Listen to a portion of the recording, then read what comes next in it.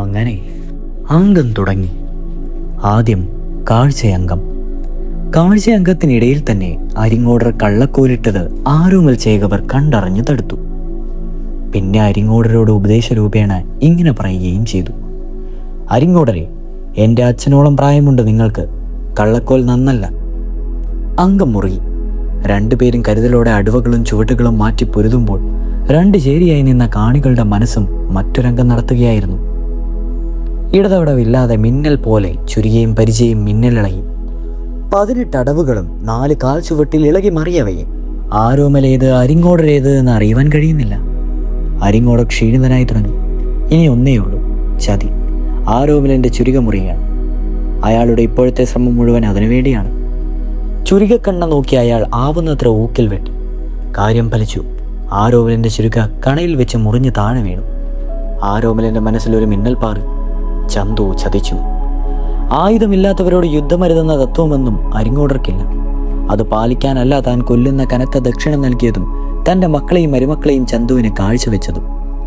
അയാൾ ആരോമലിൻ്റെ കഴുത്തിന് ഉന്നം വെച്ച് ആഞ്ഞാഞ്ഞു വെട്ടവേ അഭ്യാസിയായ ആരോമൽ ഒഴിഞ്ഞു മാറിക്കൊണ്ടേയിരുന്നു. അതിനിടെ മറ്റൊരു ഉദ്യമത്തിനായി എങ്ങോട്ടെന്നില്ലാതെ കയ്യും നീട്ടി. ചന്തു മറ്റൊരു ചുരിക ആരോമലിന് വെച്ച് നീട്ടിയെന്നും ഇല്ല എന്നും രണ്ടു പക്ഷം. പോരെങ്കിൽ മച്ചുണൻ ചന്തു, ചതിയൻ ചന്തു മാറ്റു ചുരിക കൊടുത്തില്ല എന്ന് പാണനാരുടെ പാട്ടിന്റെ പിൻബലവും. ഇതിനിടെ ആരോമൽക്ക് പൊക്കിളിനരികിൽ ചെറിയൊരു മുറിവും പറ്റി. വല്ലഭന് പുല്ലും ആയുധമെന്ന് പറയുന്നത് പോലെ കഴുത്തു നോക്കിയുള്ള അരിങ്ങോടരുടെ വെട്ടുകൊള്ളുവാതിരിക്കുവാൻ സമർത്ഥമായി ഒന്ന് കുനിഞ്ഞതിനു ശേഷം ആരോമൽ ഉയർന്നത് തൻ്റെ തന്നെ മുറിഞ്ഞുപോയ ചുരുകത്തുമ്പ് കയ്യിലെടുത്തുകൊണ്ടായിരുന്നു. കളരി പരമ്പര ദൈവങ്ങളെ, അച്ഛ, പെറ്റമ്മയെ, ഗുരുക്കന്മാരെ ഒരു ചുവടുറപ്പിച്ചു. അരിങ്ങോടരെ തടുക്കാമെങ്കിൽ തടുത്തോളൂ. പറഞ്ഞു തീരും മുമ്പ് കരിഞ്ചേമ്പിന്റെ തണ്ടറ്റു വീണതുപോലെ മുറിച്ചിരുകയാൽ അരിങ്ങോടരയുടെ തലയേറ്റ് തെറിച്ചു. ചോര ചീറ്റിയൊഴുകി. കൊല്ലൂത്തിയുടെ പ്രാർത്ഥനയും വെറുതെയായില്ല. കതിനാവെടി മുഴങ്ങി. ആർപ്പുവിളി ഉയർന്നു. കീഴൂരിടത്തിലെ വാഴുന്നോരായ ഉണ്ണിക്കോനാരെ ജനം പൊക്കിയെടുത്തു. ജയരവം മുഴങ്ങി. ഉണ്ണിക്കോനാർ മൂപ്പുപാഴും, ഉണ്ണിക്കോനാർ മൂപ്പുപാഴും. പൊക്കിളിന് ചുവടെ പറ്റിയ മുറിവും ക്ഷീണവുമായി അംഗത്തിൽ ഒന്നിച്ചിരുന്ന വിശ്രമിച്ച ആരോമലിന്റെ അരികിലേക്ക് ചന്തു ചെന്നു. ഒരു മുണ്ടു വിരിച്ച് അദ്ദേഹത്തെ താങ്ങി കിടത്തവേ ദാഹിക്കുന്നുവെന്ന് പറഞ്ഞു. ചന്തു വെള്ളമെടുക്കുവാനായി പുറത്തിറങ്ങി. കിണ്ടിയിൽ വെള്ളവുമായി മടങ്ങിയെത്തിയ ചന്തു ആ കാഴ്ച കണ്ടു ഞെട്ടി. ആരോമൽ ചേകവർ പൊക്കിളിന് താഴെ കുത്തുവിളക്കിന്റെ തുണ്ട് കുത്തിക്കേറി പിടയുന്നു. ഒരാൾ ഓടി മറയുന്നത് ചന്തു കണ്ടു. ഉണ്ണിച്ചന്ദ്രരാണോ? ആകാം, നേരെ കണ്ടില്ല. ചതിച്ചോ മച്ചുന എന്ന് നിലവിളിച്ചുകൊണ്ട് കുത്തുവിളക്കിന്റെ തണ്ട് ഊരിയെടുത്ത് കച്ചയും തന്റെ മേൽമുണ്ടും കൊണ്ട് അരയിലെ മുറിവായി മൂടിക്കെട്ടി വെള്ളവും കൊടുത്തു. ആരോമലിലെ ചന്തു ചതിച്ചു. ചേകോരെ ചന്തു ചതിച്ചു. എവിടെ നിന്നോ ആ വിളി ഉയർന്നു. ജനം അങ്കത്തട്ടിലേക്ക് കുതിച്ചു. ചന്തു അങ്കത്തട്ടിൽ നിന്നും മിന്നായം പോലെ എങ്ങോട്ടോ പാഞ്ഞു ജീവൻ രക്ഷിച്ചു. ഉണ്ണിക്കോനാർ ജയരാവങ്ങൾക്കിടയിൽ ആരോമലിന്റെ അടുത്തേക്ക് പാഞ്ഞു. ആരോമൽ മരിച്ചിട്ടില്ല. ഓലയും എഴുത്താണിയും ആവശ്യപ്പെട്ടു.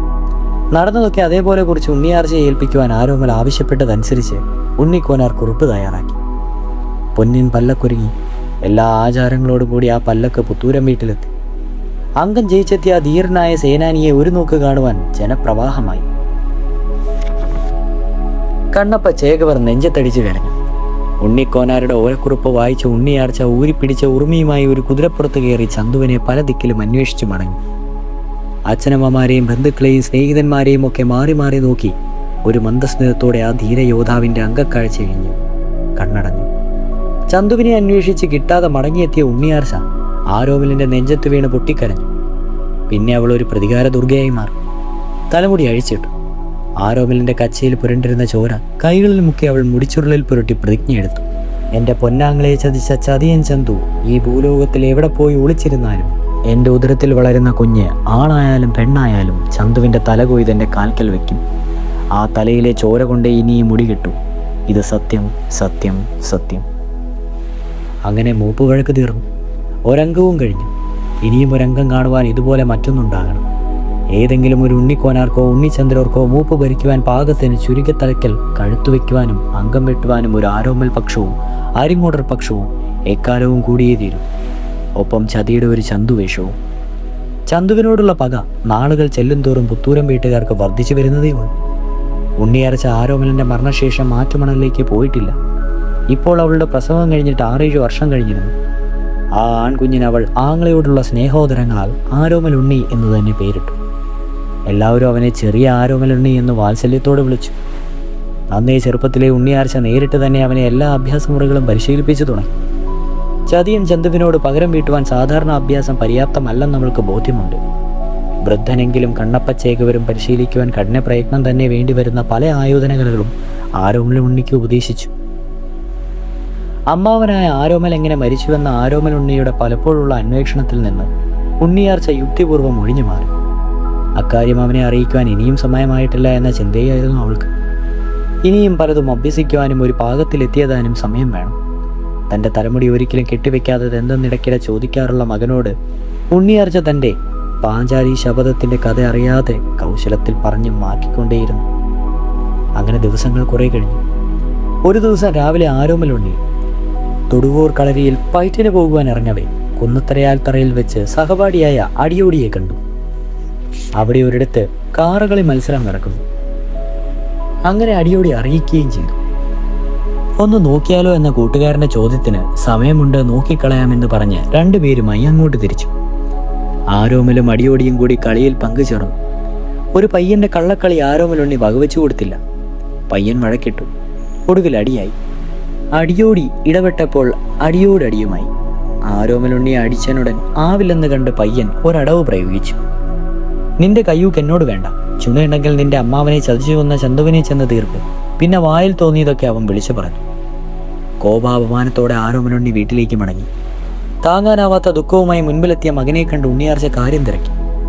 ആരോമലുണ്ണി നടന്നതൊക്കെ വിവരിച്ച് അമ്മയെ ധരിപ്പിച്ച ശേഷം ഒരു ഗർജനത്തോടെ ചോദിച്ചു, അമ്മയെ പറയും, എൻ്റെ അമ്മാവൻ ആരോമൽ ചേകവർ എങ്ങനെ മരിച്ചു? ആര് ചതിച്ചു? എല്ലാം എനിക്കറിയണം. ഉണ്ണിയാർച്ച മകൻ്റെ മുഖത്ത് നോക്കി കൺമിഴിച്ചിരുന്നു പോയി. എൻ്റെ അമ്മാവനെ ചതിച്ചു കൊന്നവൻ ആരായാലും അവൻ ഇനിയും ഈ ഭൂമിയിൽ വാഴുവാൻ പാടില്ല. വേഗം പറയൂ, ആരാണവൻ? പറയാം മോനെ, ഉണ്ണിയാർച്ച പറഞ്ഞു. എല്ലാം നീ അറിയണം. എന്നായാലും നീ അറിഞ്ഞു തീരും. ഒന്നും നിന്നിൽ നിന്ന് മനഃപൂർവ്വം ഒളിപ്പിച്ചു വെച്ചതല്ല. നിനക്ക് പ്രാപ്തി വന്ന ശേഷം പറയാമെന്നേ കരുതിയുള്ളൂ. എന്തിന് ഞാനായിട്ടധികം വിസ്തരിക്കണം? ഇതാ പടിഞ്ഞാറേപ്പുര താക്കോൽക്കൂട്ടം. എന്തിനെന്നറിയാത്തെങ്കിലും ആരോമലുണ്ണി താക്കോൽക്കൂട്ടം കൈനീട്ടി വാങ്ങി.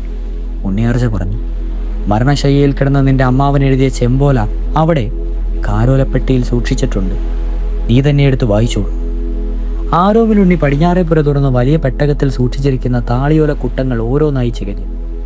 ഒടുവിൽ ആ ചെമ്പോല താള് കയ്യിൽ കിട്ടി. അതിൽ പുകയുന്ന അക്ഷരങ്ങൾ അവൻ്റെ ഉള്ളിൽ തടഞ്ഞ് കണ്ണുനീരായി കവിളിലൂടെ ഒഴുകി. അവസാന വരികളിലൂടെ കിടക്കവേ അവൻ പൊട്ടിക്കരയുക തന്നെ ചെയ്തു. അതുകൊണ്ടച്ഛ, അമ്മേ, ആർച്ചേ, കുഞ്ഞോളി, ഉണ്ണിക്കണ്ണ, നാട്ടാരി, ആരോമൽ പൊരുതി ജയിച്ചു മരിച്ചു. ചതിയനോട് എൻ്റെ ശേഷപ്പിറപ്പുകൾ ചോദിക്കട്ടെ? ചോദിക്കും. ആരോമലുണ്ണി ഒരു ഉഗ്രപ്രതിജ്ഞ പോലെ പറഞ്ഞു. എൻ്റെ അമ്മാവനെ ചതിച്ചു കൊന്ന ചതിയൻ ചന്തുവിനോട് അനന്തരവൻ ആരോമലുണ്ണി ചോദിക്കും. അടുത്ത ദിവസം രാവിലെ അങ്കക്കുറി തൊട്ട് ഒരു പോരിനുള്ള ഒരുക്കത്തോടെ മകനെ കണ്ടപ്പോൾ ഉണ്ണിയാർച്ച ചോദിച്ചു, നീ എങ്ങോട്ടാണ്? കോലോത്ത് നാട്ടിലേക്ക്. എന്താണ് മോനെ പെട്ടെന്നിങ്ങനെ? അരിങ്ങോടരുടെ കോട്ടയിൽ ഒളിച്ചിരിക്കുന്ന ചതിയൻ ചന്തുവിനെ നേരിട്ട് കാണണം. മോനെ 18 ഇടവും പഠിച്ച ചന്തുവിന് ചതിയാണ് പ്രധാന ഇടവും. അതിനാൽ ഒറ്റയ്ക്ക് പാടില്ല. കണ്ണപ്പനുണ്ണിയെ കൂടി തുണ കൂട്ടിക്കൊള്ളണം. കണ്ണപ്പനുണ്ണിയെ കാണുവാൻ കൂടിയാണ് എൻ്റെ ഒരുക്കം. അവരെ കണ്ടിട്ട് കുറേ നാളായി. കാണാൻ കൊതിയുമുണ്ട്. മോൻ കണ്ണപ്പനുണ്ണിയെ കൂട്ടി വാ. അമ്മ അപ്പൂപ്പനോട് വിവരങ്ങളൊക്കെ പറയട്ടെ. എന്നിട്ടാവാം കോലോത്തോട്ട് നാട്ടിലേക്കുള്ള യാത്ര. ആരോമലുണ്ണി ഉണ്ണിയാർച്ചയുടെ പാദം തൊട്ട് വന്നിച്ച് കണ്ണപ്പനുണ്ണിയുടെ വീട്ടിലേക്ക് തിരിച്ചു. ആരോമൽ ജേകവരുടെ മകനാണ് കണ്ണപ്പനുണ്ണി. ആരോമലുണ്ണിയും കണ്ണപ്പനുണ്ണിയും ഒരേ പ്രായക്കാർ. ഉണ്ണിയാർച്ചയിൽ നിന്ന് വിവരങ്ങൾ അറിഞ്ഞ വലിയ കണ്ണപ്പൻ കണ്ണുകുത്തിക്കരഞ്ഞു. എന്തൊക്കെ കണ്ടാൽ ഈ ജന്മം ഒടുങ്ങും എൻ്റെ കാവിലമ്മി. അരിമമകൻ പിരിഞ്ഞു, ഇനി ഓമന പൈതങ്ങൾ. അപ്പൂപ്പ, കണ്ണപ്പൻ കണ്ണു തുടച്ചു. തൻ്റെ മുമ്പിൽ ആരോമലുണ്ണിയും ആരോമലിൻ്റെ മകൻ കണ്ണപ്പനുണ്ണിയും. അപ്പൂപ്പ, ഞങ്ങൾ നാളെ പുലർച്ചെ കോലോത്ത് നാട്ടിലേക്ക് പുറപ്പെടുകയാണ്. അപ്പൂപ്പൻ്റെ ഉപദേശവും അനുഗ്രഹവും ഉണ്ടാകണം. മക്കളെ നിൽക്കിൻ. അത് പറയുമ്പോൾ കണ്ണപ്പൻ്റെ മുഖത്ത് ദുഃഖിതനായ വൃദ്ധൻ്റെ ലാഞ്ചന പോലും കണ്ടില്ല. ധീരനായൊരു യോദ്ധാവിൻ്റെ ക്രൗര്യത്തോടെ അകത്തേക്ക് കയറി. ചുരുകിയും പരിചയം കയ്യിലെടുത്തു വെച്ച് കച്ചമുറുക്കി കെട്ടി വൃദ്ധൻ മുറ്റത്തേക്ക് ഇറങ്ങി. വരിൻ. ഒന്നും മനസ്സിലാകാതെ ആരോമലുണ്ണിയും കണ്ണപ്പനുണ്ണിയും അപ്പൂപ്പൻ്റെ പിറകെ ചെന്നു. രണ്ടുപേരും വാളും പരിചയം എടുത്തോളും. അവർ മടിച്ചും പരസ്പരം നോക്കിയും വാളും പരിചയം കയ്യിലെടുത്തു. മക്കളെ, ഇതൊരു 19ാമത്തെ അടവാണ്. ഇത് ഞാൻ ആരോമൽ ചേകവർക്ക് പോലും ഉപദേശിച്ചു കൊടുത്തിട്ടില്ല. ചതിയൻ ചന്തുവിനോട് നിങ്ങൾക്ക് പിടിച്ചു നിൽക്കുവാനാവില്ല. എന്നാൽ ഈ 19ാമത്തെ അടവിൽ നിങ്ങൾ അവനെ വീഴ്ത്താം. ദാ തടുത്തോളിൻ. ഒരു ശത്രുവിനെ നേരിടുമ്പോൾ തന്നെ നിങ്ങൾ എന്നോട് പൊരുതുക. എങ്കിൽ ഈ അടവ് ശരിയായി നിങ്ങൾക്ക് ഗ്രഹിക്കുവാനാവും. മികവോടെ പൊരുതിയ ചെറുമക്കളെ കണ്ണപ്പൻ വാരിപ്പുണർന്നുകൊണ്ട് ഗ്രഹിച്ചിട്ട് ചെന്നേടം ചെന്ന് ജയിച്ചു പോരും. നേരം പുലർന്നു. പുറപ്പെടുവാൻ സമയമായി.